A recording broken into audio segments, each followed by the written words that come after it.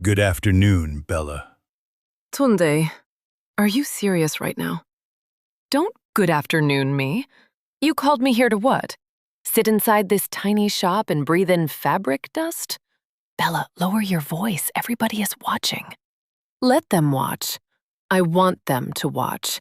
Maybe then he'll stop embarrassing himself. I only asked if we could talk for 2 minutes. About what? Love? Future? Marriage? Tunde, look around you. This is your future. Thread, needles, and generator noise. A man can start small and still become something. Please, I don't date becoming. I date already became.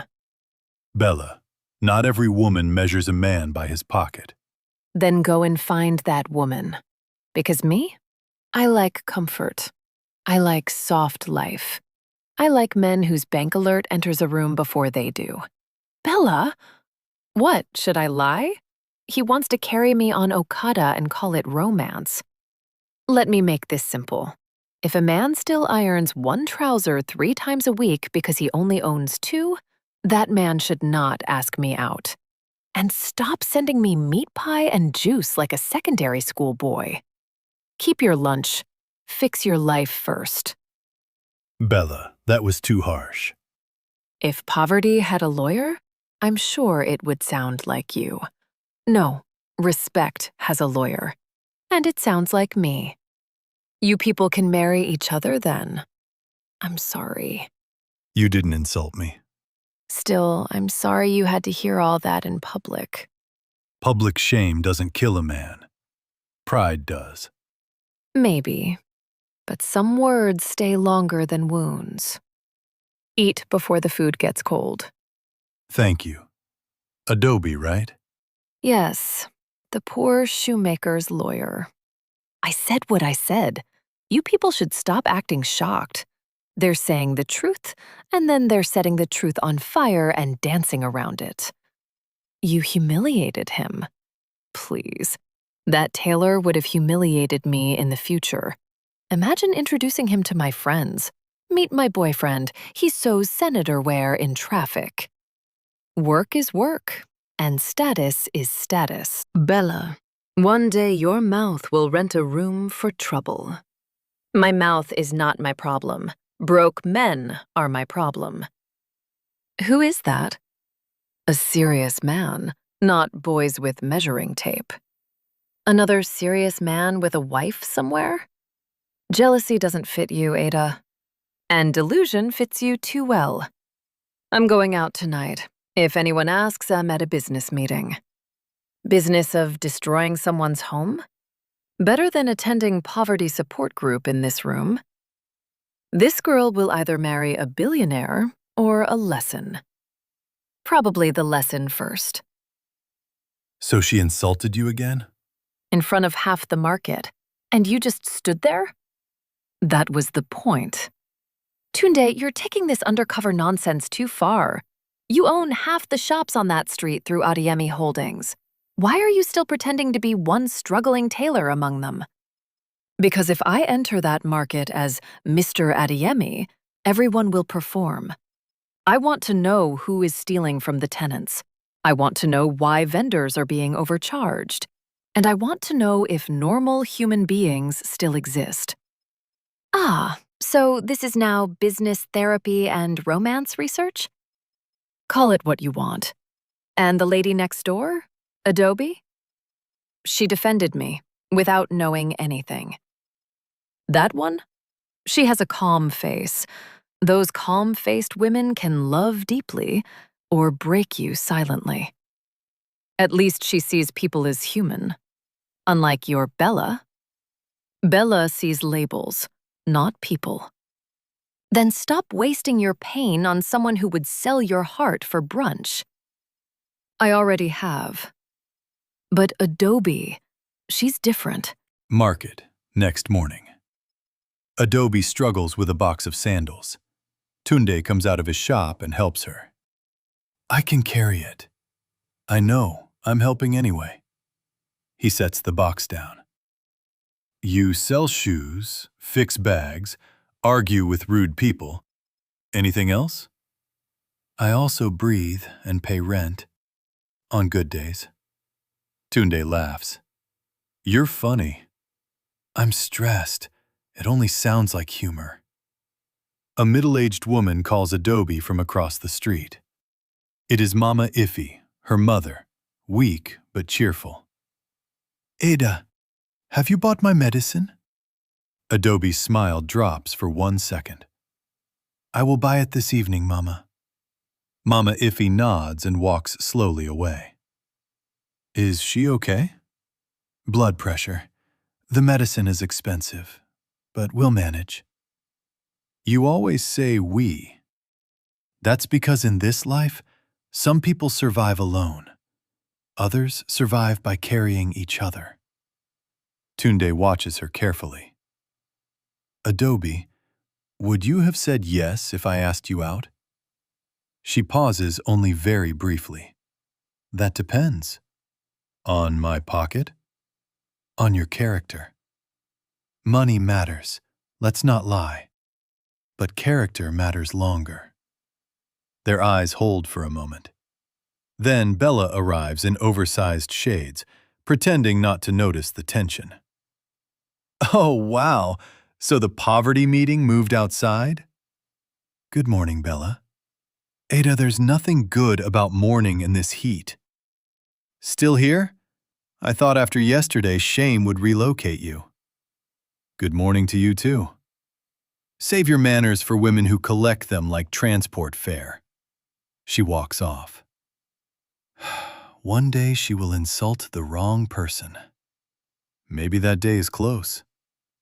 Fancy restaurant. Bella sits with Chief Kelvin, a flashy older businessman.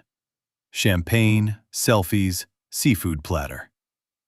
You are too beautiful to be stressing in that market. That's why I'm here. I'm escaping suffering.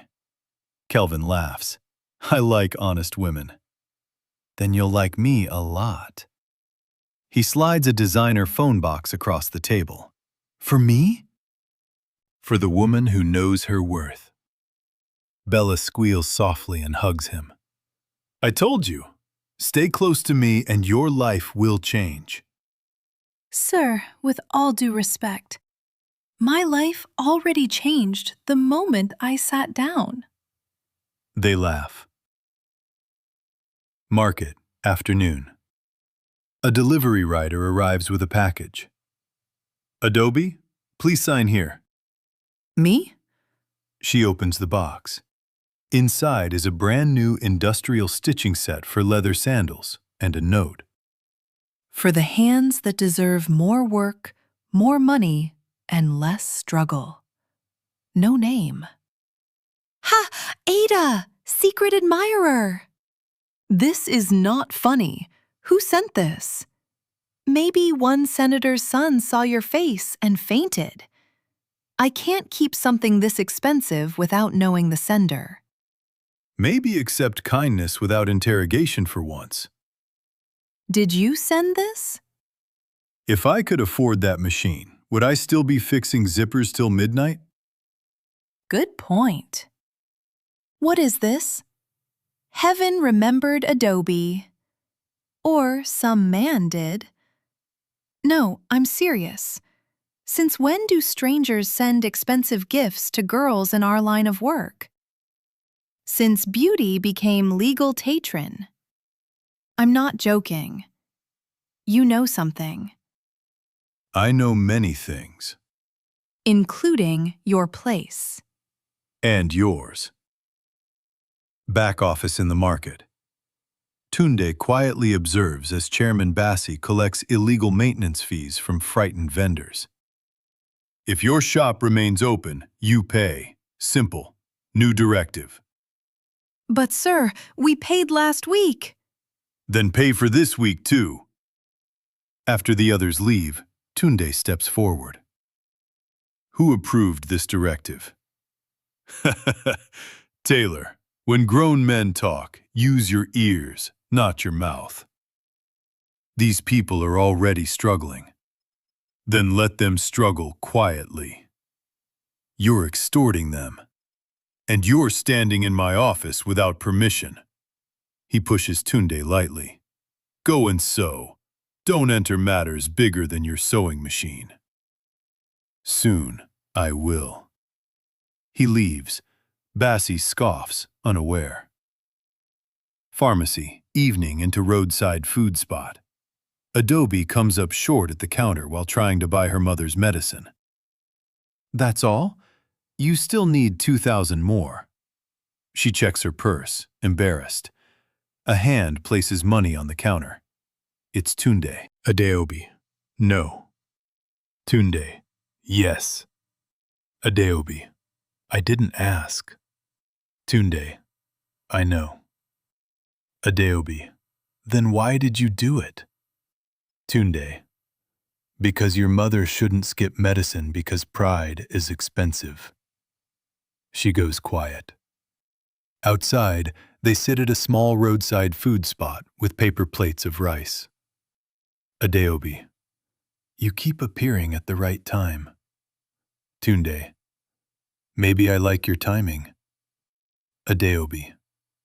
You know, most men in this city want to impress you before they understand you. Tunde. And what do you want? Adaobi. Peace. Honesty. Growth. Someone who doesn't speak to me like I'm temporary. Tunde. That sounds expensive too. Adaobi. Not as expensive as heartbreak. A silence full of softness. Tunde. Adaobi. If a man had everything, but hid it because he didn't know who to trust, would that make him wise or foolish? Adaobi. Depends on why he hid it. Tunde. What if he was tired of being loved for what he owned? Adaobi. Then he has met the wrong women too many times. Tunde. And if he meets the right one? Adaobi. He should stop hiding before the truth becomes another lie. Let that final line land with emotional weight, but keep the pacing flowing and pauses minimal. Bella falls in public. Luxury supermarket. Bella shops with Kelvin, throwing items into a trolley. Bella. Add the perfume. And the heels. And that gold bag. Kelvin. Take it. My baby deserves enjoyment. Suddenly, a furious woman storms in. It is Mrs. Kelvin. Mrs. Kelvin. So this is where my husband's salary is doing internship. People stop and stare. Bella freezes. Bella. Madam, please. Mrs. Kelvin. Please what? Husband snatcher. Returning my husband's money in shopping bags? She grabs Bella's wig slightly. Bella screams. Kelvin. Calm down, calm down. Mrs. Kelvin. You keep quiet. Phones come out. People record. Mrs. Kelvin. Young girl with expensive appetite and borrowed shame. Bella. Kelvin, do something. Mrs. Kelvin. He will do nothing. He couldn't even buy me peace, and now he's buying you nonsense. Bella runs through the store in panic, her shoes nearly falling off. A crowd laughs and follows. The scene turns chaotic. Scene 10. Viral shame. Apartment that night. Bella bursts in crying, makeup smeared. Mimi and Adaobi look up from their phones. Mimi. Bella. Bella. Don't say anything. Adaobi. Sit down first. Bella. I said don't say anything. She throws her handbag aside. Bella. Everybody has posted it, right? The whole Lagos has watched me run like a thief. Mimi. Not the whole Lagos, just a fast-moving section. Bella glares. Even in pain, she almost laughs. Bella. I hate you. Adaobi brings water. Bella. I don't want pity. Adobe. It's not pity. It's water. Bella takes it reluctantly. Bella. I thought he cared about me. Adobe. He cared about himself. You were decoration. Bella. You don't have to enjoy being right. Adobe. I don't. Bella sits down, quiet for the first time. Bella. Do you know what hurt the most?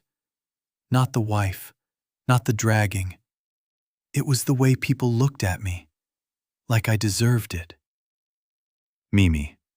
Sometimes this city forgives men and turns women into warning signs. Bella's eyes fill again. Bella.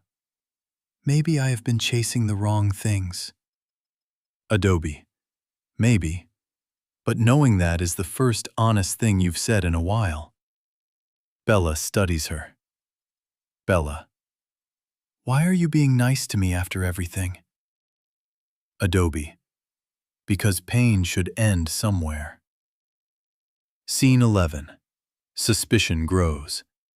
Market, next day. Bella sits unusually quiet. Tunde walks by with fabric. Bella. Tunde. He stops. Bella. About what happened before. In your shop. Tunde. Yes? Bella. I was unkind. Tunde. That's a polished word for what it was. Bella. Fine. I was cruel. Tunde. Better. Bella. I'm sorry. A long beat. Tunde. Accepted. Bella nods. Then she notices an expensive watch peeking from under his shirt cuff as he adjusts his sleeve. It's out of place for a poor tailor. Bella. Where did you get that watch? Tunde quickly covers it. Tunde. A customer forgot it. Bella. That doesn't look like the kind of thing people forget. Tunde. Maybe you notice expensive things too quickly. Bella. Maybe because expensive things are usually attached to expensive lies. Tunde walks off. Bella watches him closely. Scene 12. The invitation. Market closing time. A polished black car pulls up. A suited assistant steps out holding gold-stamped envelopes. Vendors whisper. Assistant. Invitation for selected business tenants and market partners. Grand reopening ceremony for the Adeyemi Downtown Plaza this Saturday. He hands one to Adaobi, one to Mimi, one to Bella. Then one to Tunde with unusual respect. Bella notices. Bella. Why are you giving him one? Assistant. Everyone listed by management receives one. Tunde says nothing. Mimi whispers to Adaobi. Did you see the way that man looked at Tunde? Adaobi. I saw it. Bella. Something is wrong here. Scene 13. The reveal begins. Adeyemi Downtown Plaza grand reopening. Elegant hall. Red carpet. Lagos elite. Flash cameras. Live band. Adaobi arrives in a simple but beautiful Ankara dress. Mimi is excited. Bella is stunned by the luxury. Mimi. If heaven opens a branch in Lagos, it will look like this. Bella. This is not ordinary money. They look around. On stage, the host speaks. Host. Tonight we celebrate new leadership, new opportunity, and a new chapter for traders, creatives, and young entrepreneurs across Lagos. Chairman Bassi is in the crowd, nervous but smiling. Host. Please welcome the new executive director of Adeyemi Holdings. Host. Mr. Tunde Adeyemi. The music swells. Bella nearly drops her clutch. Adaobi freezes. Mimi's mouth falls open. Bella whispers, "No, no way." Mimi, "Ha! Poverty was acting." Adaobi stares, hurt and amazed at once. Tunde walks onto the stage in a perfectly tailored dark suit, calm and commanding. The same man from the tiny shop, now impossible to mistake. Cameras flash. Tunde on stage. "Good evening." The room quiets. Tunde, "Some of you know me as the owner of this company. Many of you know me as a tailor from the roadside market." Crowd murmurs. Tunde, "Both are true." He lets that sit. Tunde, "After my father died, I discovered people were stealing from the businesses he built. They were overcharging tenants, manipulating accounts, and treating hard-working traders like they were invisible. So, I went where the truth lives, the ground." Chairman Bassi begins sweating. Tunde, "I worked among the people. I listened. I watched. I learned who respected others, who exploited them, and who believed a human being's worth begins and ends with money." Bella looks down in shame. Tonight, some masks will fall. Security moves toward Chairman Bassi. "Chairman Bassi, your services are no longer needed. Neither is your theft." Gasps. Security escorts Bassi away as he protests. "This is a lie! You can't do this!" "I just did." Applause erupts. Read this as one continuous cinematic performance in a single James voice. Keep the pace slightly fast, transitions tight, and pauses minimal. Do not perform it like a detached narrator. Perform it like an intense, dramatic storytelling monologue with character shifts carried only through tone, not separate voices. I also met people who still choose kindness when life gives them very little. People who protect dignity they cannot afford to lose. People who help others without checking their account balance first. "Adaobi, please come forward." This woman defended me when I looked like I had nothing to offer. She treated me with respect when mockery would have been easier. She reminded me that character still exists in this city. "Adaobi, the machine you received came from me. The medicine, too. The quiet help. The questions I asked. I should have told you sooner." "Yes, you should have." "I know. So I won't hide now. Tonight, Adeyemi Holdings is launching a creative grant for small traders, shoemakers, tailors, and women-led businesses. And the first brand we are sponsoring into this plaza is Adaobi Leatherworks. Why? Because talent should not die in survival mode. And because if I build a future in this city, I want it filled with people like you. Don't say I told you so. I can't survive it tonight. I won't. I mocked a man the whole time. The whole time. And Adaobi got the version of him I should have respected before money entered the picture. That's because she respected him before money left the picture. Do you think I'm a bad person? I think you have been a shallow person. Bad? Maybe not. But shallow people drown first when truth gets deep. I hate that you're wise in cheap lipstick. May I stand here? It's your building. That sounded like pain. What did you expect? Gratitude and jazz music? You're right. You asked me once if hiding everything made a man wise or foolish. I answered you honestly, and still you continued. I was afraid. So was I, but I didn't lie to you. I never lied about who I was at heart.